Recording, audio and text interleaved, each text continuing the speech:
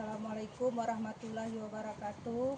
Kami dari masyarakat hari ini hari Sabtu tanggal 3 Januari 2026. Kami dari masyarakat Kampung Canitoa. Sekarang sudah 1 bulan Kecamatan Ripit Gaib, Kabupaten Gayo Luas. Kami kena banjir bandang. Sudah 1 bulan kami mengalami keadaan seperti ini. Kami mohon bantuannya kepada Bapak karena perkebunan kesawahan kami sekarang tidak bisa kami gunakan lagi untuk berusaha mencari rezeki. Kami sangat perlu sembako. Kami sangat perlu sembako, Pak. Kami inginkan kepada Bapak.